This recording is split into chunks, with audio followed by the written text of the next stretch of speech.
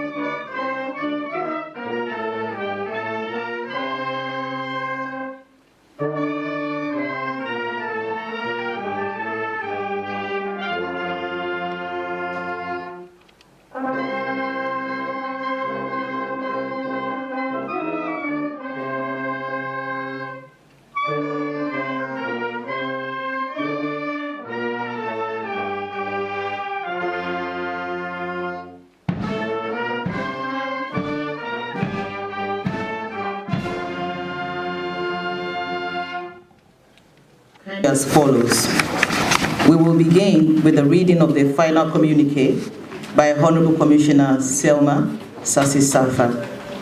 This will be followed by the statement of the Honorable Chairperson of the African Commission.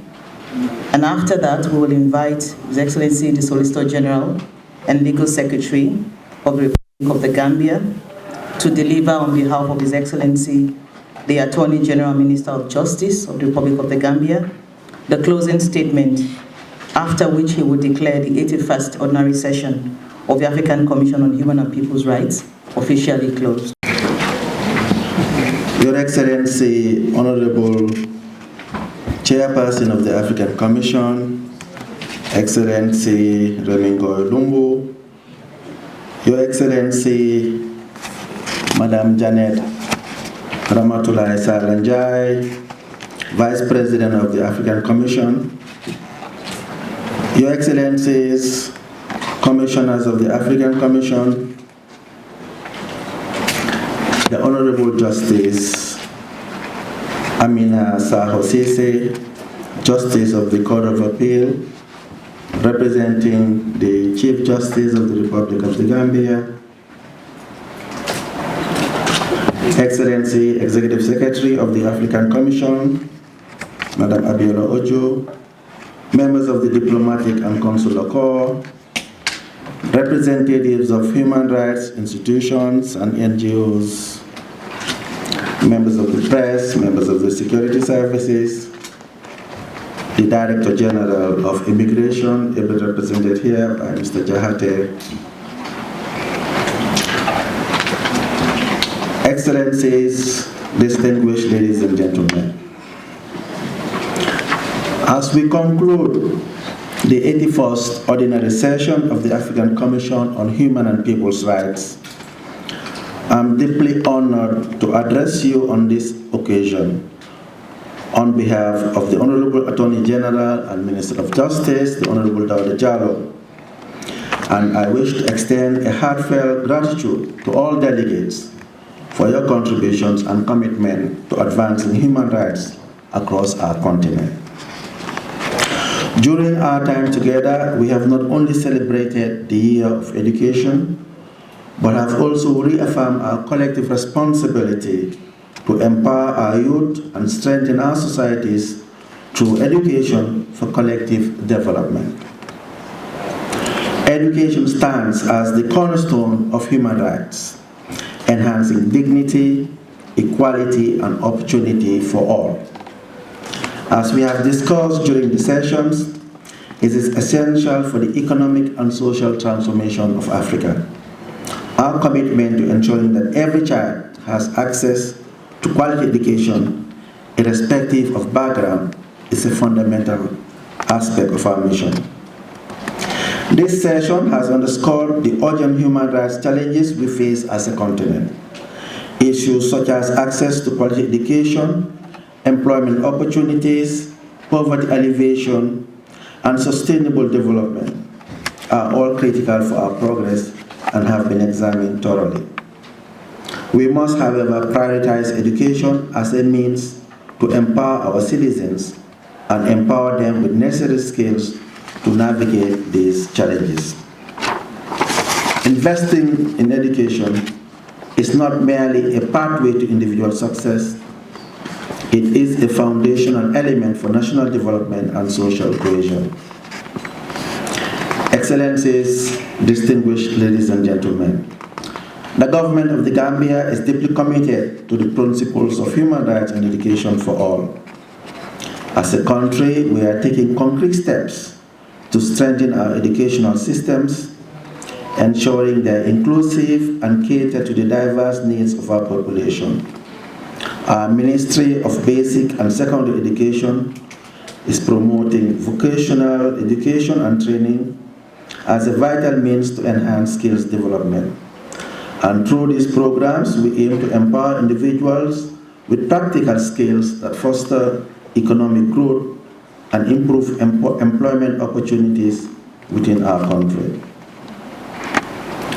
We recognize that the future of Africa hinges on our ability to equip our youth with the necessary skills to thrive in a competitive world.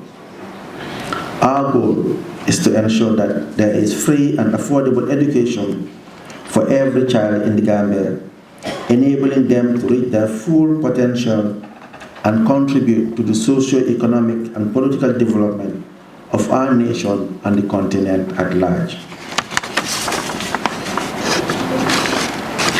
Excellencies, distinguished ladies and gentlemen, armed conflicts and violence continue to be major contributors to human rights violations on the continent and in the countries which are embroiled in long-standing conflicts that have resulted in massive human rights suffering.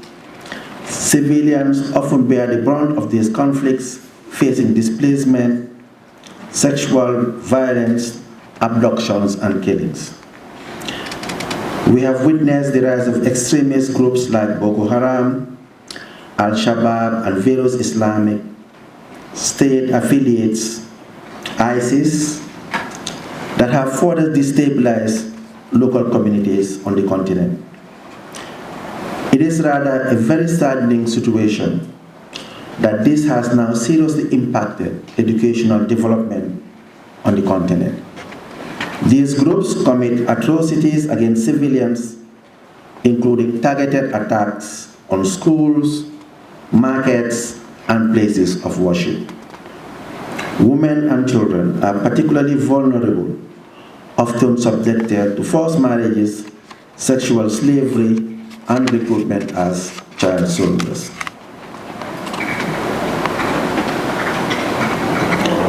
The right to development and the empowerment of our youth are paramount for our continent, as we recognize the vibrant potential of our youth, who comprise a significant portion of Africa's population.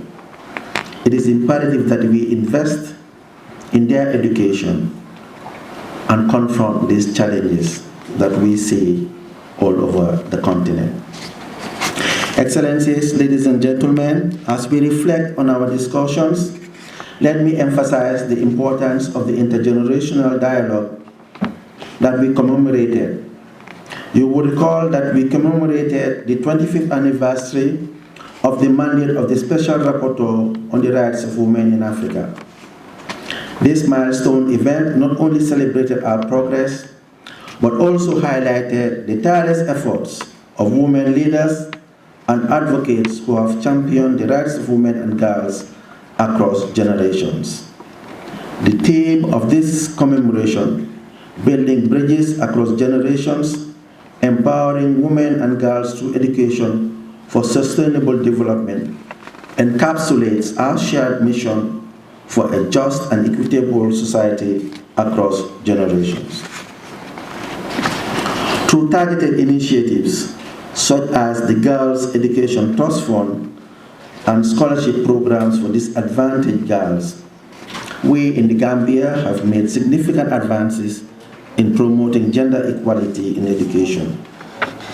We are witnessing a growing number of Gambian girls completing secondary school education and pursuing higher learning opportunities. These efforts are not simply about numbers, they are about transforming lives. When we empower girls with the tools of education, we unlock their potential to become leaders, innovators, and agents of change in their communities. Excellencies, distinguished ladies and gentlemen, as we work towards realizing the Africa we want in line with Agenda 2063, it is essential for member states to collaborate in enhancing educational systems. This includes investing in teacher training, developing relevant curricula, and leveraging technology to make education more accessible. By empowering our youth through education, we will not only fulfill our commitment to human rights, but will also be laying the groundwork for a prosperous, stable, and unified Africa. Some of the continental initiatives on education, such as the Continental Education Strategy for Africa, launched by the African Union, must be encouraged and strengthened. CESA, as it is called, you would record addresses key challenges such as access, quality, equity, and relevance of education, and emphasizes the importance of TVET and STEM. STEM here meaning science, technology, engineering, and mathematics. Excellencies, distinguished ladies and gentlemen, as we draw the curtains on this 84th session, let us remember that the bridges we build today must be strong enough to support future generations. The initiatives discussed here reflect our firm belief that by investing in women and girls, we are laying the foundation for sustainable development across the continent. We will continue to build bridges across generations, fostering a culture of empowerment and sustainable development that benefits all members of our society. Together, let us ensure that our educational systems are resilient and responsive to the needs of the continent and the 21st century. In the last 2 weeks, we have witnessed very interesting deliberations and many side events alongside the 84th session. Very interesting indeed, touching on the fight against impunity, the need to develop a treaty, and the need also to develop a treaty on the torture trade, among others. And never before have we witnessed so many side events along the 81st century. All this go to reinforce that human rights is taking deep roots in the Gambia and on the African continent. Having said that, on behalf of the Honorable Attorney General and Minister of Justice, the Honorable Dawda Jallow, I would like to thank all of you for your invaluable contributions and engagement throughout this session. May your efforts continue to pave the way for a brighter future for all Africans. Excellencies, distinguished ladies and gentlemen, it is now my singular honor and pleasure on behalf of the Honorable Attorney General, the Honorable Dada A. Jallow, to declare this 81st session of the African Commission on Human and People's Rights officially closed. I thank you all for your kind attention and wish all delegates a safe travel to your respective destinations. Thank you very much. Conformément à l'article 64, paragraphe 2 de la Charte africaine des droits de l'homme et des peuples, lu conjointement avec la règle 27 de son règlement intérieur de 2020, la Commission africaine des droits de l'homme et des peuples a tenu sa 81e session ordinaire publique en présentiel du 17 octobre au 6 novembre 2024 à Banjul, en République de Gambie. La cérémonie d'ouverture de la session a eu lieu le 17 octobre 2024 au Centre international des conférences Sir Daouda Kairaba Jawara. Elle a été présidée par son Excellence Monsieur Daouda A. Jallow, procureur général et ministre de la Justice de la République de Gambie, et par l'honorable commissaire Rémy Ngoy Lumbo, président de la Commission africaine des droits de l'homme et des peuples. Les débats de la session ont été présidés par l'honorable commissaire Rémy Ngoy Lumbo, président de la Commission, assisté pour cela de la vice-présidente, l'honorable commissaire Janet Ramatoulaye Salanjay. Les membres suivants de la Commission ont participé à la session. Honorable commissaire Rémy Ngoy Lumbo, président. Honorable commissaire Janet Ramatoulaye Salanjay, vice-présidente. Honorable commissaire Solomon Haile Derso. Honorable commissaire Hatem Sayem. Honorable commissaire Maria Teresa Manuela. Honorable commissaire Marie-Louise Abomo. Honorable commissaire Idrissa Sow, honorable commissaire Lita Moussiimi Ogana et honorable commissaire Selma Sessi Safer. L'honorable commissaire Moutford Zakaria Mwandenga et l'honorable commissaire Orvina Gerisha Topsisono ont participé virtuellement au segment privé de la session.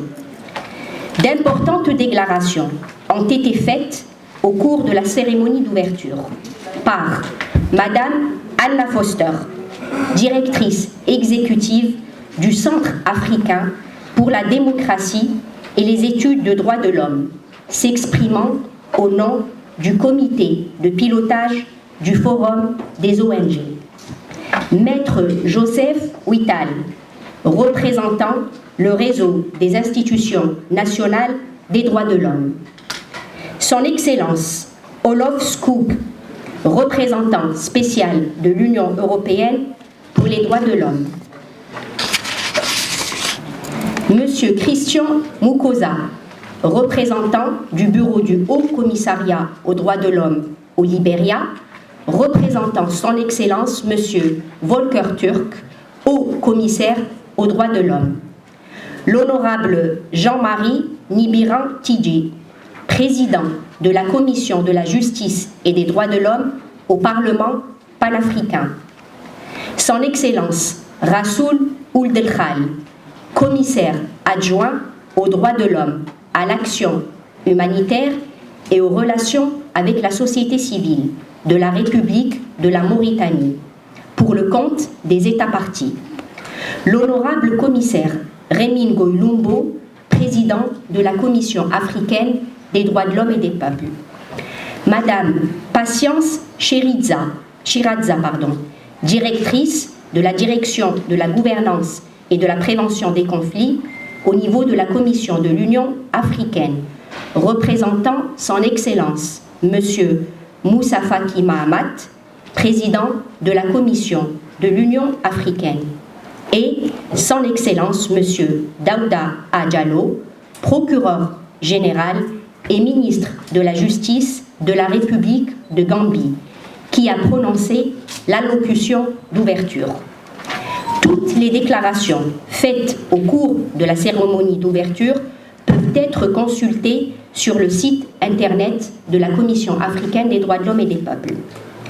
Un total de 631 délégués ont assisté à la session, parmi lesquels 122 représentants de 28 États parties, 11 représentants des organes de l'Union africaine, 2 représentants des communautés économiques régionales, 27 représentants d'organisations internationales et intergouvernementales, 45 représentants d'institutions nationales des droits de l'homme, 372 représentants d'ONG africaines et internationales, 12 représentants des organisations de la presse et des médias, et enfin 40 fonctionnaires du secrétariat de la Commission africaine des droits de l'homme et des peuples.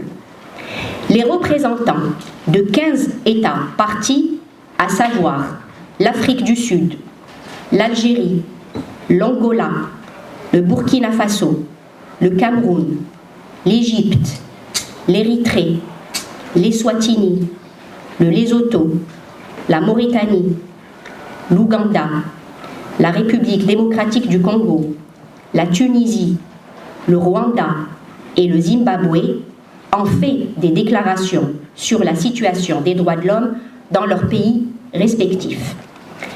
Les représentants de 6 institutions nationales des droits de l'homme jouissant du statut d'affiliés auprès de la Commission africaine des droits de l'homme et des peuples ont également fait des déclarations sur la situation des droits de l'homme dans leurs différents pays.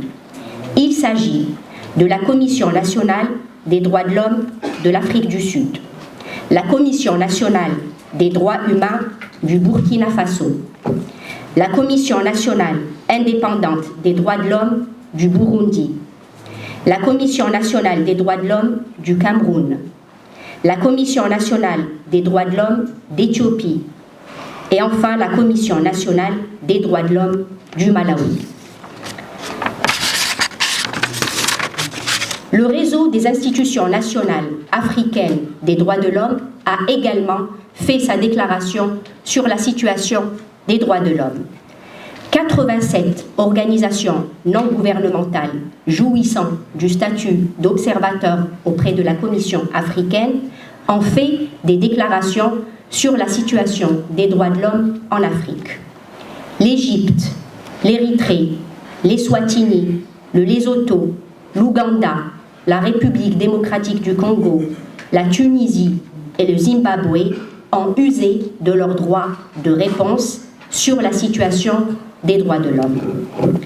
La session a également commémoré la Journée africaine des droits de l'homme, célébrée le 21 octobre 2024, sous le thème de l'Union africaine, éduquer un Africain adapté au XXIe siècle. En commémoration de cette journée, la Commission a organisé, en collaboration avec ses différents partenaires, un colloque conjoint sur la réalisation des droits économiques, sociaux et culturels en Afrique, avec un accent particulier sur le droit à l'éducation. Au cours de la session publique, plusieurs panels ont été organisés sur divers thèmes en vue de renforcer la promotion et la protection des droits de l'homme et des peuples sur le continent africain. Un panel sur les principes directeurs africains relatifs aux droits de l'homme de tous les migrants, réfugiés et demandeurs d'asile. Un panel sur la protection et la promotion des réformes des lois sur la liberté d'association et de réunion en Afrique. Un panel sur la célébration de l'entrée en vigueur du protocole relatif aux droits des personnes handicapées en Afrique et la sensibilisation à l'entrée en vigueur du protocole relatif aux droits des personnes âgées en Afrique. Un panel sur la promotion des principes de Mendès en Afrique, renforcement des garanties grâce à des interrogatoires efficaces. Un autre panel sur le rôle de l'éducation et de la formation dans la prévention de la torture, des mauvais traitements et de la violence en Afrique. Un panel sur les droits économiques, sociaux et culturels en Afrique et les plans nationaux de développement. Un panel de présentation du rapport mondial sur les femmes privées de liberté dans le système de justice pénale. Un panel sur la célébration du 10e anniversaire des lignes directrices de Luanda. Un panel sur l'impact de l'article 59 de la Charte africaine des droits de l'homme et des peuples sur la procédure des communications de la Commission africaine. Un panel sur le 50e anniversaire de l'entrée en vigueur de la Convention de l'OUA sur les réfugiés. Bilan, défis et perspectives. Un autre panel de présentation du rapport du groupe de travail des Nations Unies sur les disparitions forcées ou involontaires sur la visite aux organes judiciaires et des droits de l'homme de l'Union africaine et d'autres organismes sous-régionaux. Un panel sur les minéraux critiques et l'intelligence artificielle en Afrique. Un panel sur la situation des droits de l'homme en République du Soudan. Un panel sur l'agenda 2063 de l'Union africaine et les droits de l'homme, la voie à suivre. Et enfin, un panel sur l'accueil des sessions de la Commission africaine des droits de l'homme et des peuples. La Commission a également lancé les documents suivants. Une étude sur l'impact de l'application de la loi sur les droits de l'homme des demandeurs d'asile, des réfugiés et des migrants en Afrique. La lettre d'information du CPTA de 2024 sur le rôle de l'éducation et de la formation dans la prévention de la torture en Afrique. Et enfin, la 17e édition de la lettre d'information intitulée « Police et droits de l'homme, réflexion sur les 10 années d'existence des lignes directrices de Luanda ». La Commission a par ailleurs fait le point sur l'état de ses relations et de sa coopération tant avec les institutions nationales des droits de l'homme qu'avec les ONG, ainsi que sur la soumission de leurs rapports d'activité.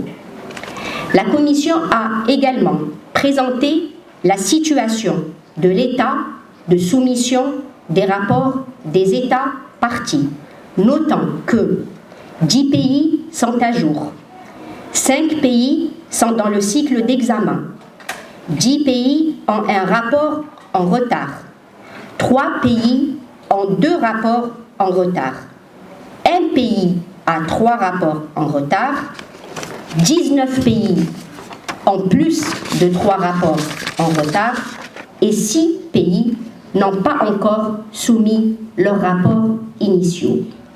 La Commission a examiné le rapport périodique 5e au 7e du Burkina Faso, ainsi que le rapport périodique 8e et 9e de la République d'Angola, au titre de la Charte africaine des droits de l'homme et des peuples, du protocole de Maputo sur les droits de la femme et de la Convention de Kampala sur les déplacements internes. Les membres de la Commission africaine des droits de l'homme et des peuples ont également présenté leur rapport d'activité d'intercession pour souligner les activités entreprises en leur qualité de commissaire, de rapporteur pays et de titulaire de mandat au titre des mécanismes spéciaux de la Commission. La présentation de ces rapports intercession a suscité de nombreuses réactions, des contributions et des questions de la part des délégués des États, des INDH et des représentants des organisations de la société civile. Tous les rapports présentés par les commissaires sont disponibles sur le site internet de la Commission africaine. Au cours de la session privée, la Commission a procédé à l'évaluation du déroulement de segments publics de la 81e session ordinaire de la Commission. Les membres de la Commission et les fonctionnaires de son secrétariat ont bénéficié d'une formation et d'orientation sur le plan stratégique, le plan de travail annuel, la gestion basée sur les résultats et les rapports et la budgétisation de la Commission. En application de sa résolution sur les critères d'octroi et de maintien du statut d'observateur aux ONG en charge des droits de l'homme et des peuples en Afrique, la Commission a accordé le statut d'observateur aux 8 ONG suivantes. L'Alliance des femmes pour le changement, AWAC, Inwa Advocacy, Réseau des défenseurs des droits de l'homme d'Afrique australe, Association congolaise contre l'impunité et pour le développement, ACOCID, Caritas Development Bukavu, Groupe de recherche Action sur la sécurité humaine, Ministère chrétien international africain et enfin la 8e, Centre d'action pour le développement. À ce jour, le nombre total d'organisations non gouvernementales jouissant du statut d'observateur auprès de la Commission africaine des droits de l'homme et des peuples est de 579, alors que 38 institutions nationales des droits de l'homme disposent du statut d'affilié auprès de la Commission. La Commission a rejeté et clôturé 21 demandes de statut d'observateur, dont 17 pour défaut de soumission des compléments de dossier en vue de leur examen et 4 qui émanent d'organisations non enregistrées dans un pays parti à la charte africaine. Ces décisions de la Commission interviennent conformément à la résolution 572 de 2023 sur les critères d'octroi et de maintien du statut d'observateur aux organisations non gouvernementales en charge des droits de l'homme et des peuples en Afrique. Lors de cette même session privée, la Commission a examiné et adopté les rapports et documents suivants.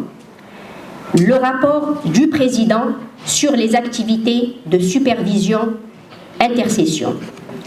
Le rapport sur les activités de suivi et les décisions consécutives à la 80e session ordinaire. Le rapport du secrétariat sur les admissions administratives des communications. Le rapport descriptif de l'audit des communications. Le rapport de la présidente du groupe de travail sur les communications. Les 56e et 57e rapports d'activité combinés de la Commission africaine.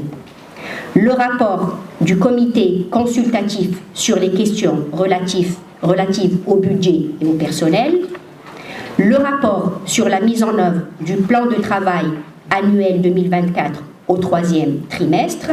Et enfin, le rapport de la secrétaire exécutive de la Commission. La Commission a également examiné et adopté les rapports des missions de promotion effectuées au Royaume du Lesotho et également en République unie de Tanzanie.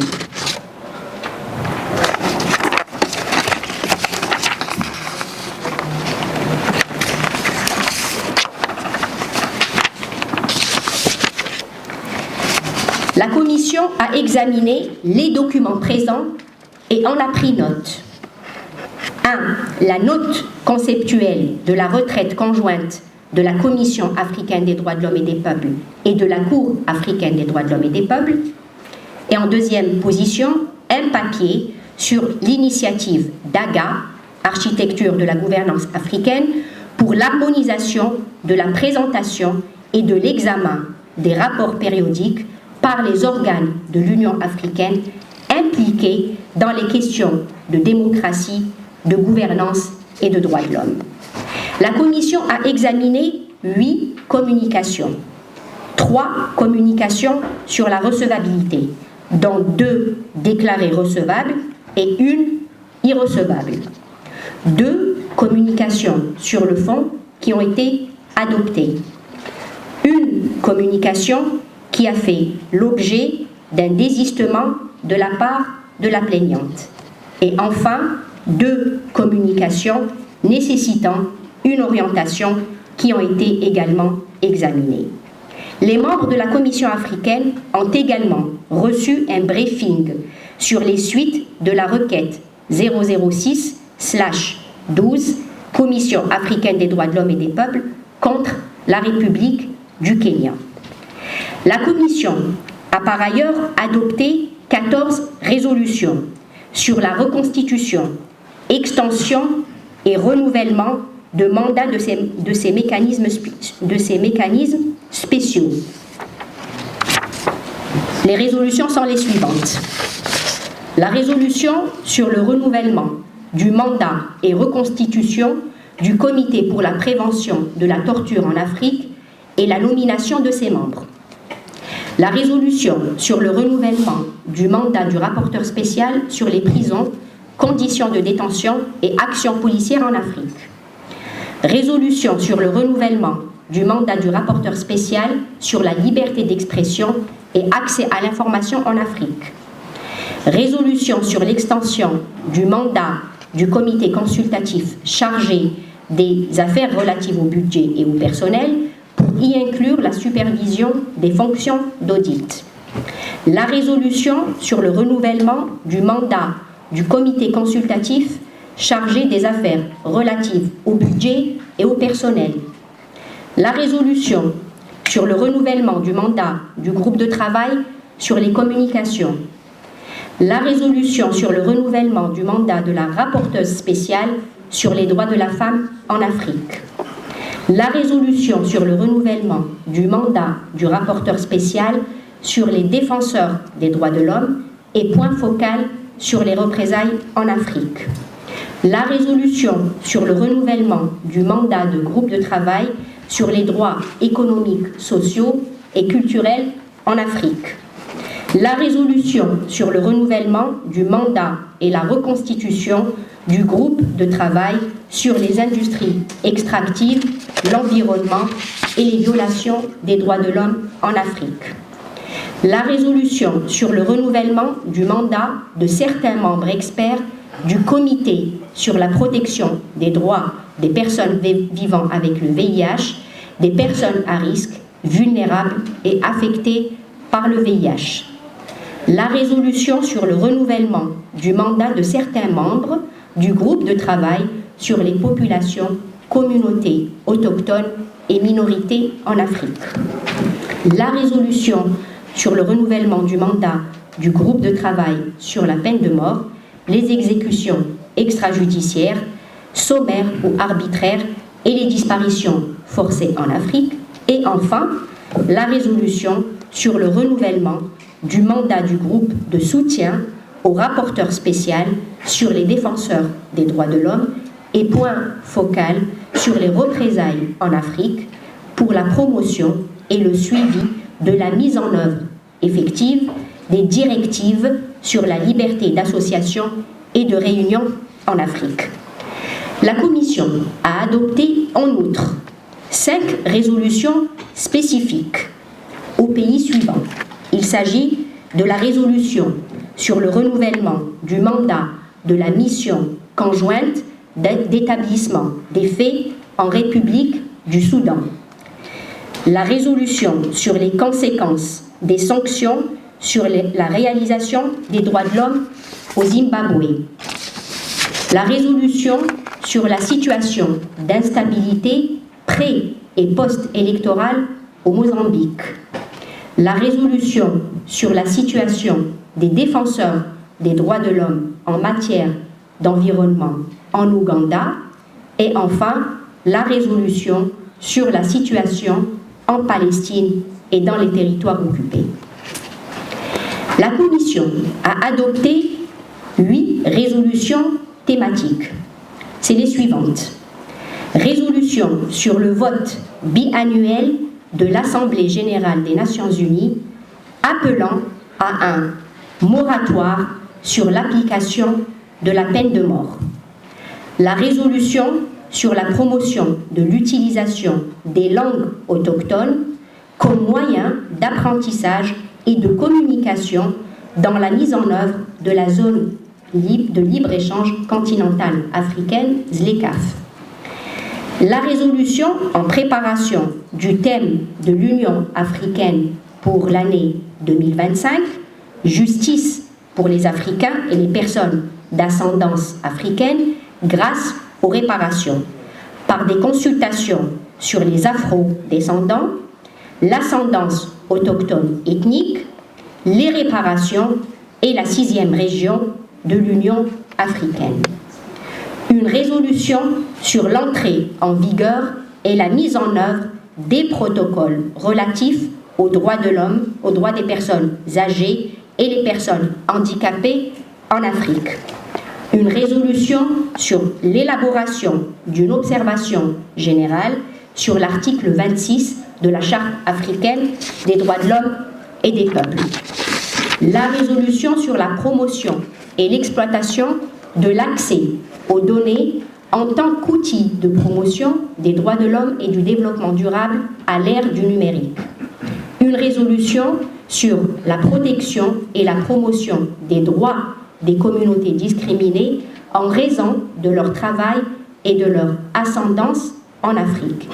Et enfin, la résolution sur la création de la bourse africaine Nelson Rolihlahla Mandela pour les droits de l'homme en reconnaissance de son héritage.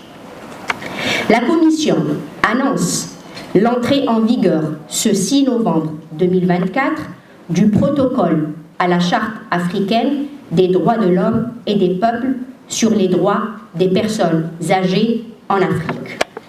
La Commission africaine a décidé de tenir une session extraordinaire du 2 au 6 décembre 2024 à Dakar, au Sénégal. La Commission a également décidé de tenir virtuellement sa 82e session ordinaire privée du 25 février au 11 mars 2025. Les délais de la prochaine session ordinaire publique seront publiés sur le site internet de la Commission en temps utile. La Commission africaine exprime sa sincère gratitude aux États parties, aux organes de l'Union africaine, aux organisations internationales et intergouvernementales, aux institutions nationales des droits de l'homme, aux organisations non gouvernementales et à toutes les autres parties prenantes qui ont participé à cette session ordinaire. La Commission africaine des droits de l'homme et des peuples exprime également sa profonde gratitude à son Excellence Adama Barrow, président de la République de Gambie, au gouvernement et au peuple de la République de Gambie pour avoir permis à la Commission de tenir sa 81e session ordinaire publique en Gambie et pour toutes les facilités mises à sa disposition pour le bon déroulement de la session. La cérémonie de clôture de la 81e session ordinaire a eu lieu le 6 novembre 2024 au Centre international des conférences Sir Daouda Kairaba Jawara à Banjul, République de Gambie. Fait à Banjul le 6 novembre 2024. Je vous remercie, mesdames et messieurs, pour votre aimable attention. Thank you very much, Honorable Commissioner Sassy Safa, for delivering the final communique of the 81st Ordinary Session of the African Commission on Human and People's Rights. highlighting the key outcomes of the session. The final communique will be posted on the website of the Commission after this closing ceremony in line with our working methods. I now have the honor to invite the chairperson of the African Commission on Human and People's Rights, Honorable Remi Ngoy-Lumbu, to deliver his statement. You have le procureur général de la République, le ministre de la Justice de la République de Gambie, ici représenté par l'honorable Hussein Thomassi, solliciteur général et secrétaire juridique auprès du ministère de la Justice en République de Gambie, distingués délégués des États membres de l'Union africaine, distingués représentants des organes de l'Union africaine, honorable Madame la vice-présidente et honorable commissaire, Mesdames et Messieurs les représentants des organisations intergouvernementales et internationales, Mesdames et Messieurs les représentants des institutions nationales des droits de l'homme, Mesdames et Messieurs les représentants des organisations de la société civile, distingués invités, Mesdames et Messieurs, tout protocole observé. Bonjour. Cet exercice a toujours été pour moi un honneur et il le restera tant que j'aurai encore la capacité de le faire.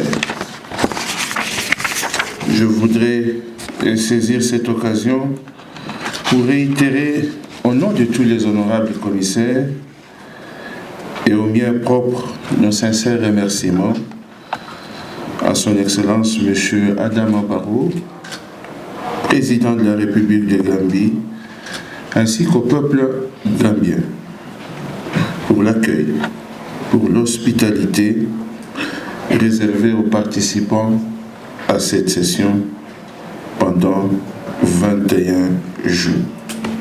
Excellences, distingués invités, chers participants, Mesdames et Messieurs, cette session nous a offert l'occasion de passer au peigne fin la situation des droits de l'homme sur le continent avec nos traditionnels points positifs et des domaines de préoccupation que j'ai eu d'ailleurs l'insigne honneur hier de présenter également dans le cadre d'un dialogue interactif avec les MPs ou les parlementaires africains qui nous ont conviés à cet exercice.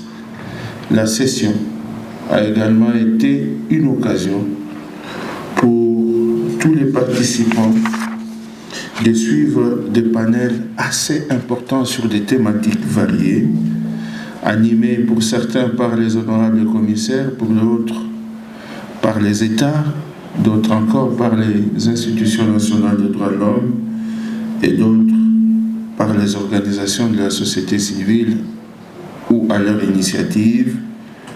L'ensemble de ces panels nous ont permis d'éclairer beaucoup de zones d'ombre sur les différentes thématiques qui occupent la Commission africaine des droits de l'homme et des peuples. Et l'un des panels, à mes yeux, les plus importants, c'est le dernier panel qu'a cité l'honorable commissaire Selma Sassi, le panel sur l'organisation des sessions de la Commission africaine. J'y reviendrai.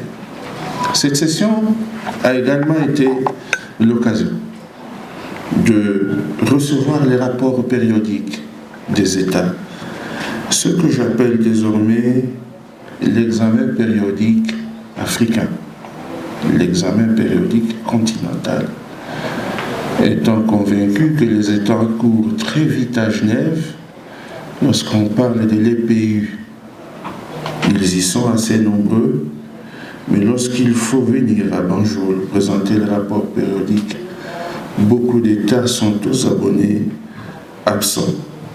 Au cours de cette session, où nous avons eu l'examen périodique africain, nous avons pu recevoir 3 États, la République, 2 États plutôt, la République d'Angola et le Burkina Faso, qui ont présenté leur rapport au titre de la Charte africaine des droits de l'homme et des peuples, au titre du protocole de Maputo et au titre de la Convention de Kampala.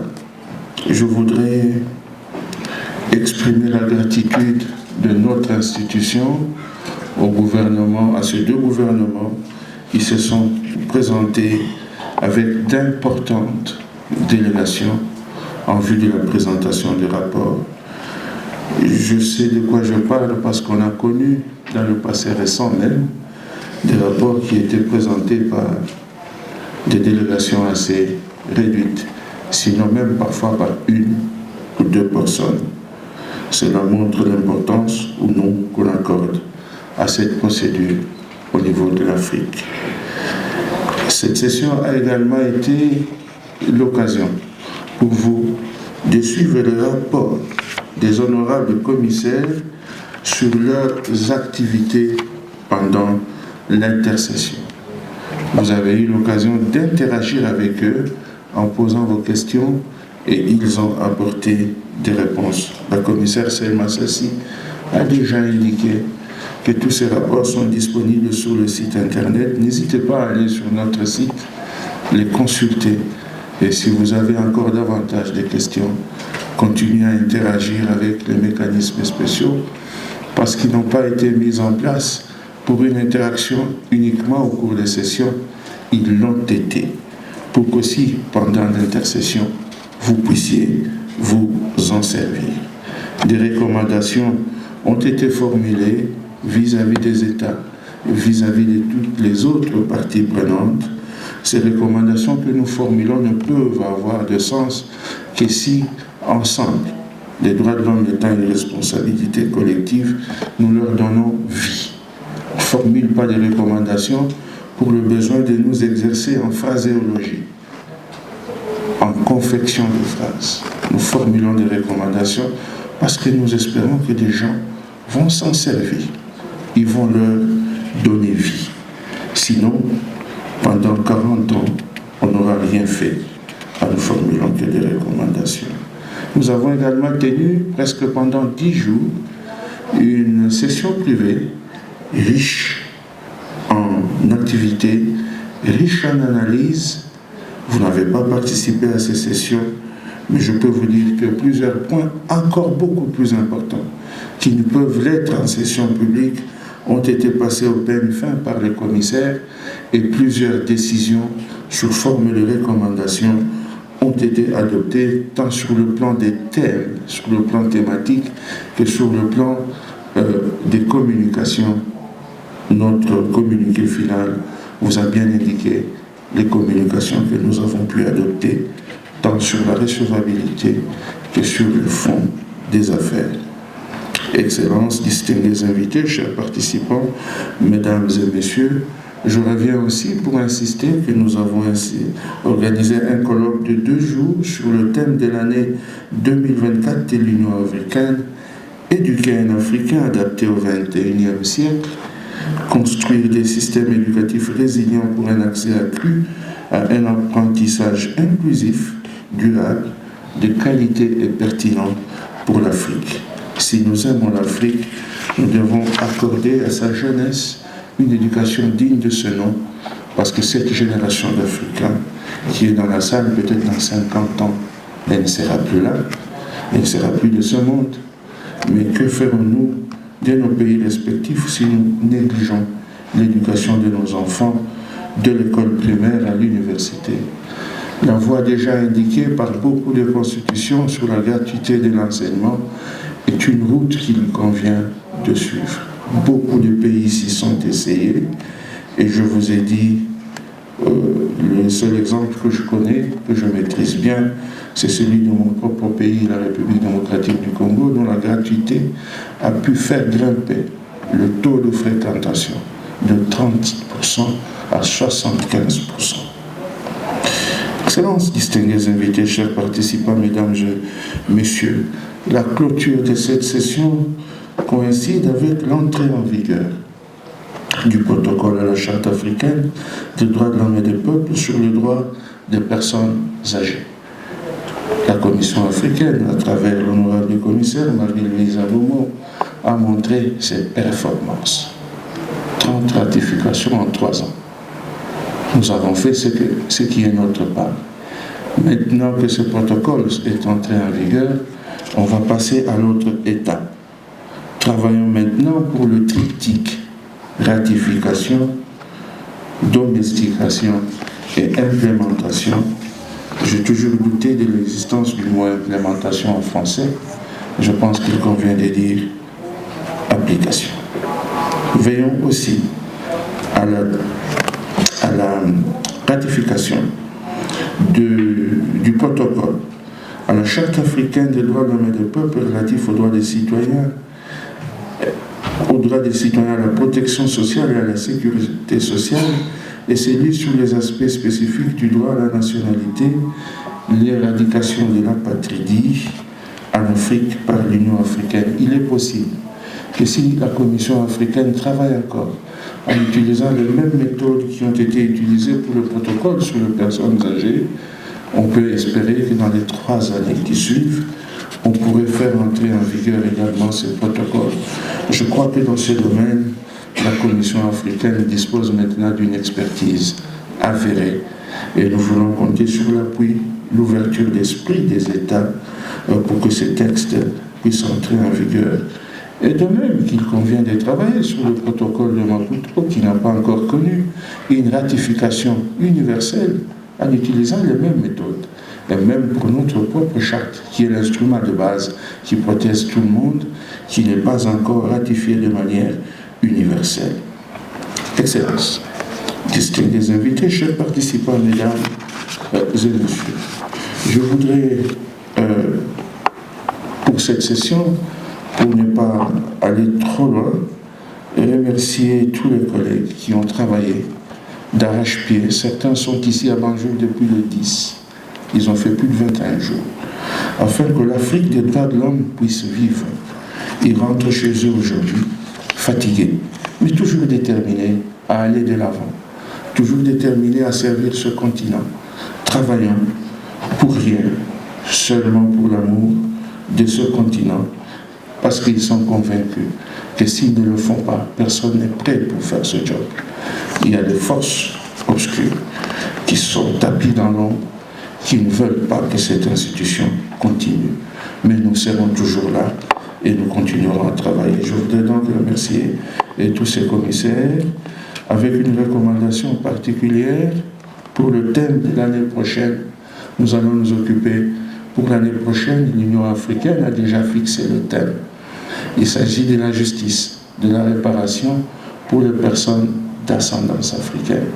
La 6e région d'Afrique n'est plus un vœu pieux. Elle existe, la diaspora, organisée et reconnue en tant que telle comme étant une des parties de l'Afrique.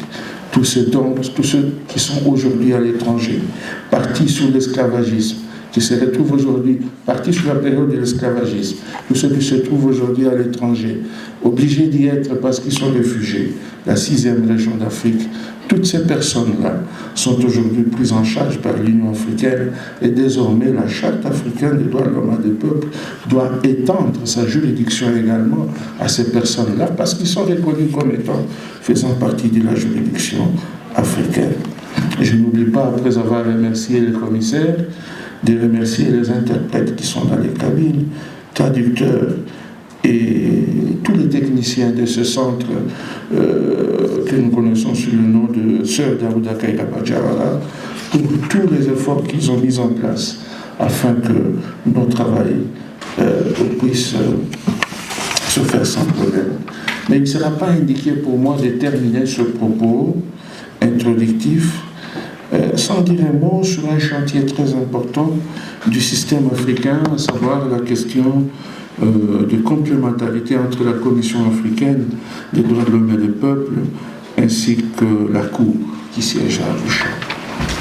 En 2017, lorsque une bonne partie des commissaires qui sont dans la salle étaient arrivés ici, cette machine était complètement griffée.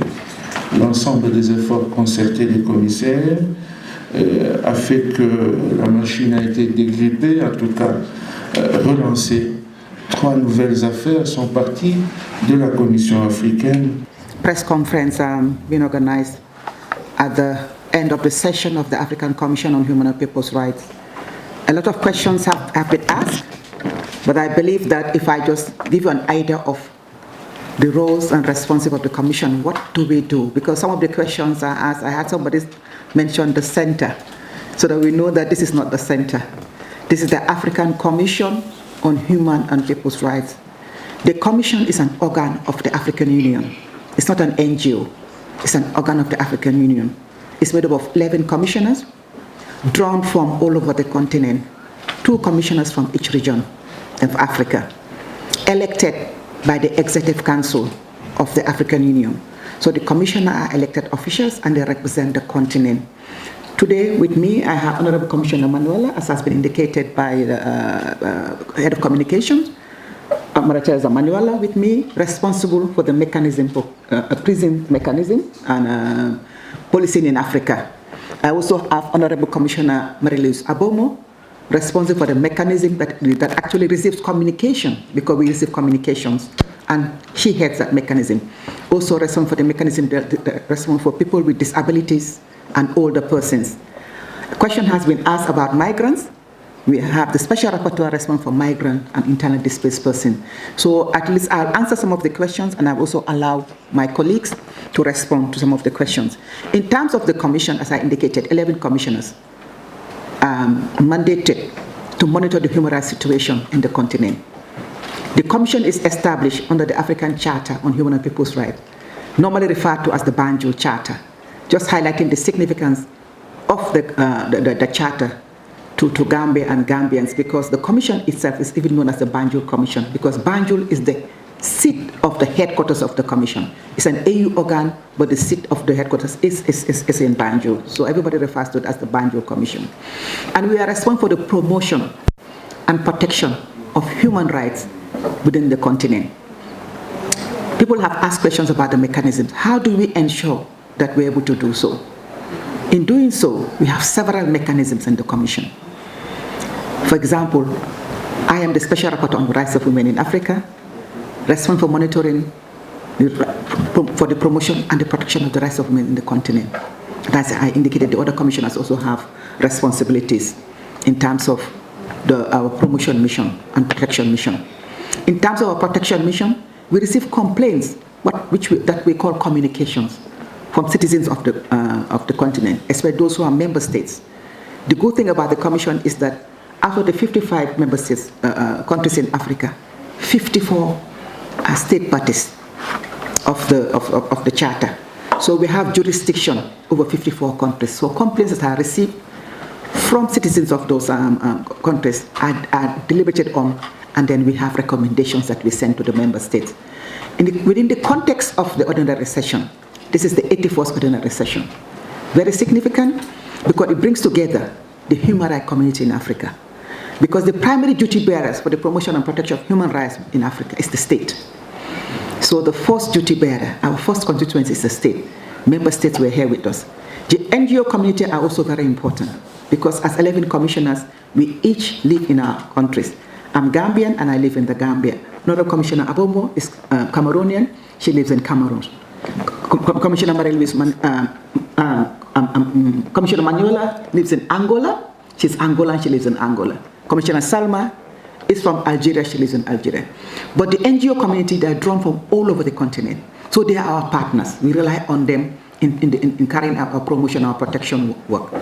At the national level also, we have the national human rights institutions. These are the institutions, state organs established, independent organs established to monitor the promotion and protection of human rights at the national level. So they are also our partners. Intergovernmental bodies also like the UN Human Rights Commission, and the European Union are also these are international bodies that are our partners. So when we have our ordinary sessions, all these institutions, all the stakeholders come together to deliberate on the situation of human rights in the continent. A question has been asked about the GPU and its statement. So what happens is NGOs that have observer status in the commission are afforded the opportunity to take the floor during the ordinary session and make pronouncement about the human rights situation in any country in Africa. In this particular instance, there was a statement about the human rights situation in the Gambia as alleged, alleged by the GPU, because these are all allegations. So what happens is, the mechanism responsible, in this instance, the Special Rapporteur on Freedom of Expression, will receive that statement and engage with it, and investigate and engage with the state concerned to verify the allegations made against the state, and if need be, engage in dialogue by sending a letter of urgent appeal to the particular state. These are the mechanisms we have. It could be a press statement issued by the Commission itself, because occasionally we do issue press statement, or it could be a letter of urgent appeal to engage with dialogue with the state, to actually call upon the state to verify the facts and also to investigate and to ensure accountability. So these are the mechanisms we have in terms of statements that are made. So that's why you realize that every time a statement is made, the chair, whoever is presiding, will say, the mechanism responsible, the commissioner rapporteur, will engage with you. So that is what we do, you engage. The statements, all the statements will be received. So we don't allow them to just lie fallow. We'll actually engage with them. In terms of the key highlights of the session, somebody asked a question about the key highlights of the session. The key highlights of this session is, as those of you who were in the closing ceremony would have heard the statement made by the Solicitor General on behalf of the Attorney General, and also the final communique that was read by Honorable Commissioner Selma that highlighted all the activities we engaged on during this session. Some of them were within the context of the session, some of them were actually side events that happened during the context of the session. But in terms of highlights, the commissioners, actually each of us, we have responsibility to discharge. And at every session, we give account of the work we've done between one session to another. So somebody's asking, what is the difference? So the difference is that between the 79th session and the 80th session, we'll give account of the work we have done for the promotion and protection of human rights in the continent. Between the 80th session and this 81st session, the commissioners will highlight work they have done. And the human rights community will engage and ask questions and seek clarification on those state intercession reports that we present. So it affords the human rights community in Africa to engage with the commissioners. It also ensures that as commissioners, we give account of our stewardship, because you're not just elected for you to be in the commission and not do anything. You're supposed to actually fulfill your role in terms of the mechanism you have responsibility for. So for example, Honorable Commissioner Abomo will give account of an intersection report of activities embarked upon between the 80th and the 81st session, or 79, from one public session to another. And then the human rights community will engage, seek clarification, ask questions, or even amplify or add additional information. So these were the key points. Intersection report by commissioners. Also, there were several panels on several aspects relevant to human rights in the continent. One of you asked about the issue of education. This year, the theme of the AU, to educate an African fit for the 21st century. You find that most of our panels, even though they may deal with other thematic issues, but they'll be centered, giving the connection between the thematic area and education. So there were several panels that were done. But also, one of the ways that we monitor human rights at the national level is through the state reporting obligation. States have an obligation to report to the Commission and engage in dialogue to actually highlight how they're implementing their commitments under the Charter. So it's an opportunity to engage in constructive dialogue. So during this session, we received 2 reports. We had a report from Burkina Faso highlighting implementation of the Charter, that's the African Charter, the obligation under the Maputo Protocol, extensively, and we engage in dialogue, we ask them questions, we seek clarification. So we're going to engage with that report and make concluding recommendations to the state in terms of full compliance with their obligations. And where there are shortcomings, we'll highlight where the shortcomings are and then task them between this reporting period to the other one to actually show how they're fulfilling those obligations. We also received a report from Angola. Angola actually came with a full delegation to the Commission, headed by a minister and so many directors. And this is the best practice. Because this is a treaty body, and it's important that member states actually take their responsibility very seriously in terms of reporting obligation and engaging constructively with the Commission. So in the same vein, we're going to engage, we ask questions, and we're going to make concluding observations, which will state now we expect the state to implement. And what we do in terms of follow-up, how do we ensure that the recommendations we make and the concluding observations we make actually are fulfilled? We do launch promotion missions. Promotion missions allow us to go in country and monitor the human rights situation, raise awareness about the Charter, monitor the situation in the country, and follow up on recommendations that have been made. So these are some of the things that we do to ensure fulfillment of those recommendations. Also, during the course of this session also, we granted observer status and affiliate status to NGOs. As I indicated, NGOs need to apply for observer status to be accorded that privilege of actually taking the floor of the Commission and highlighting the human rights situation in their respective countries. So we actually deliberated on that, and we granted observer status to several NGOs. Also, during the course of the session, also we adopted several resolutions dealing with the human rights situation in the continent. So these were just a few of the highlights of the fundamental issues that we deliberated on during the session. In terms of education and some of the recommendations and the key recommendations that have been made, we have a dedicated mechanism of the Commission, which is called the ECOSOC Committee. This is the committee that deals with the economic and social rights, and social and cultural rights. And of course, education is one of those rights. So the ECOSOC Committee is going to engage and follow through the recommendations that have been made with state parties, and will actually report back at the next public session of work that they have embarked upon, just like every other mechanism will also do that. So this is what we do in terms of the work we do. Migrants, I would like to offer the opportunity to my colleague, Honorable Commissioner Selma Sassi Safa, to share with you. I know she's going to speak in French, but you have to put on your headphones so that you can get the interpretation for the purpose of your reports here. So she will just share with you the challenges and what the Commission has done with regard to migrants in other countries.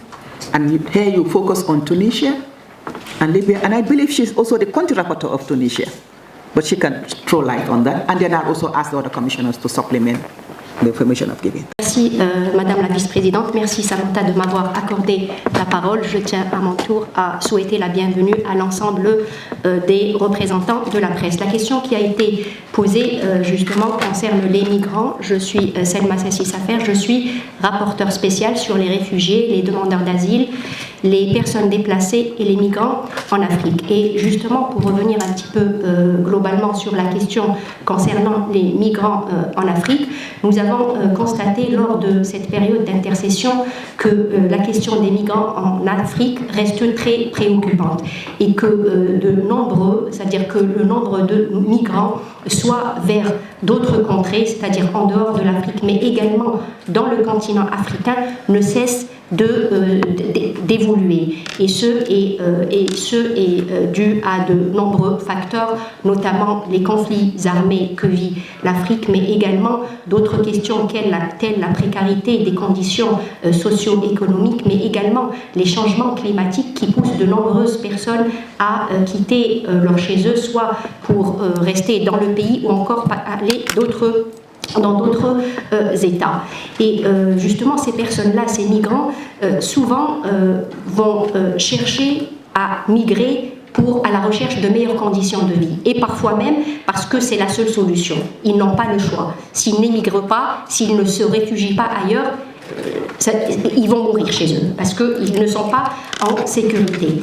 Et justement, donc, tous ces migrants, pendant leur parcours migratoire, ils vont emprunter souvent des routes migratoires des plus périlleuses, les plus meurtrières en Afrique. Nous le constatons tous les jours, nous le vivons tous les jours par la Méditerranée, mais également par l'Atlantique, par la mer Rouge, des migrants, des jeunes, des femmes, des enfants qui meurent tous les jours parce qu'ils choisissent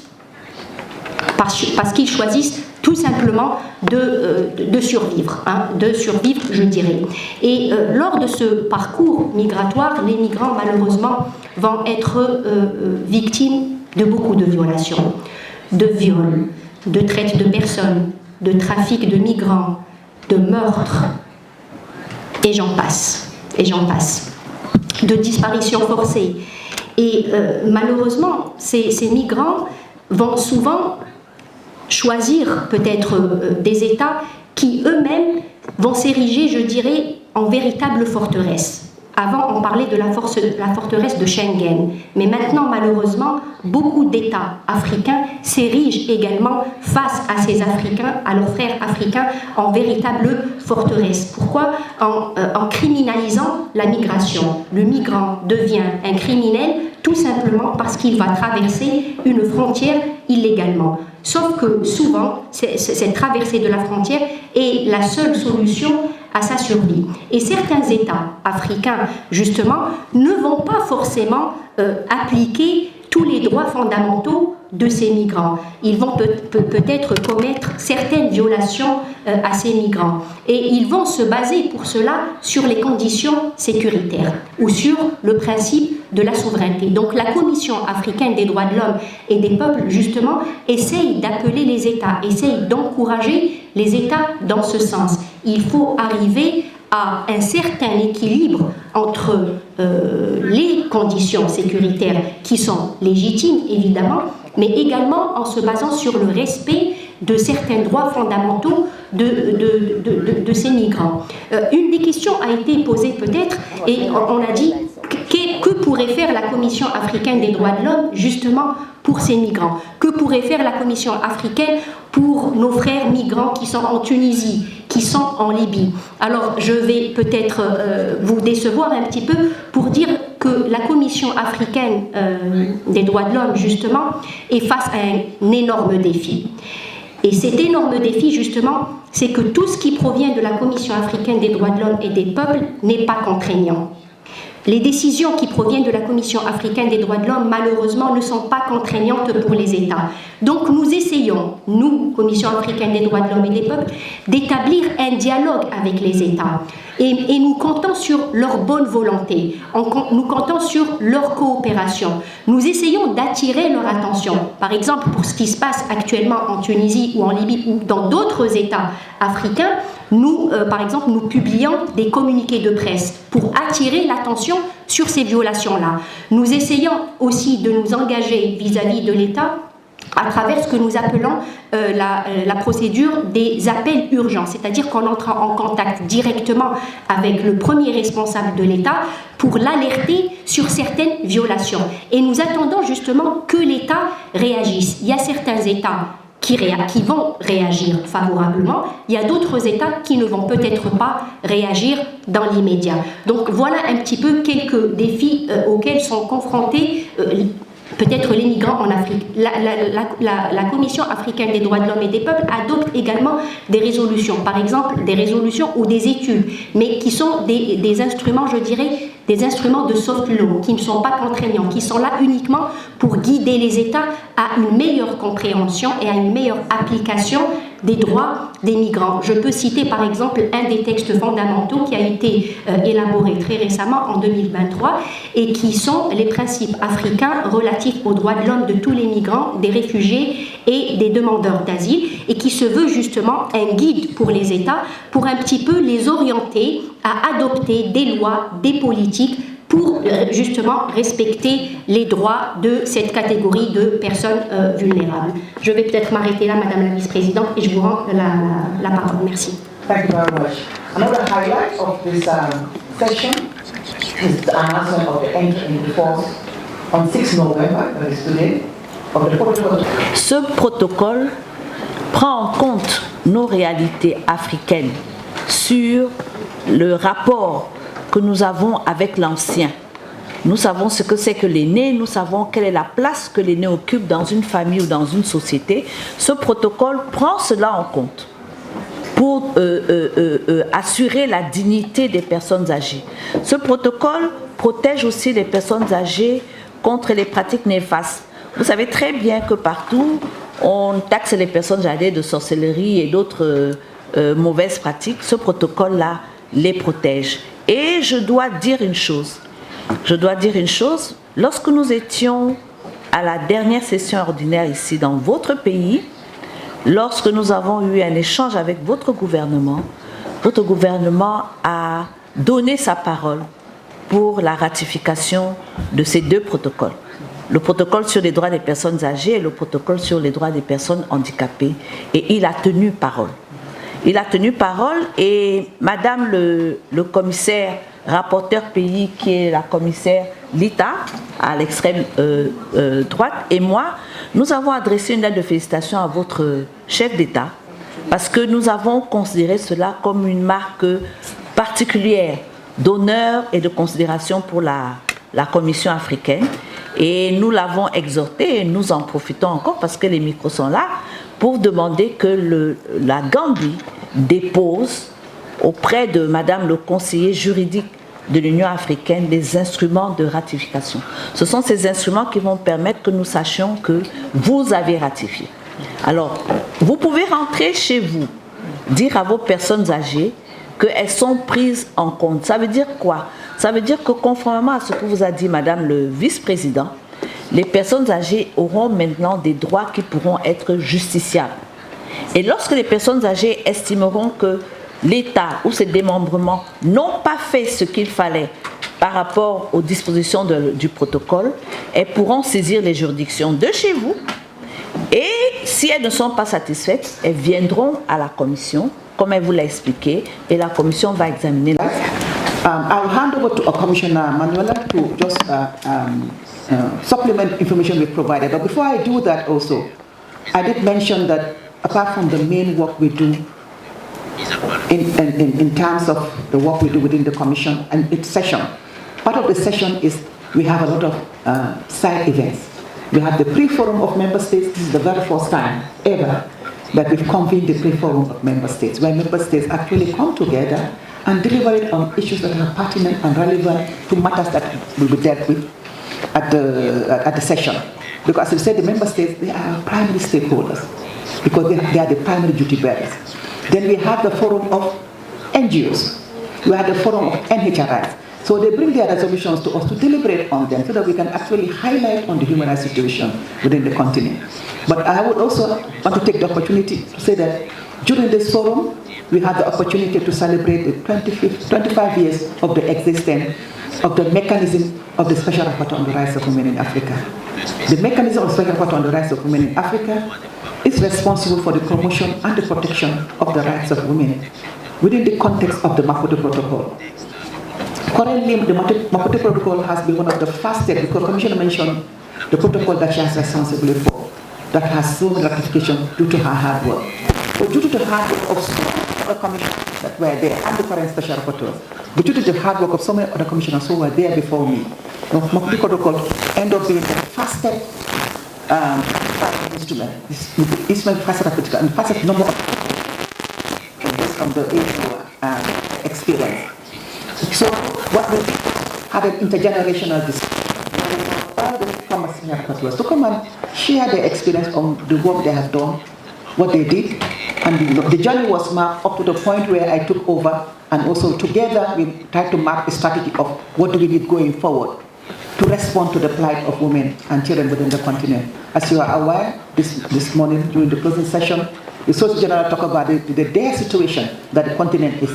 When you have natural disasters, you find that women are the most vulnerable. When you have armed conflict, women are the most vulnerable. During peacetime and when everything is normal, women are the most vulnerable. So the opportunity was taken to actually work together.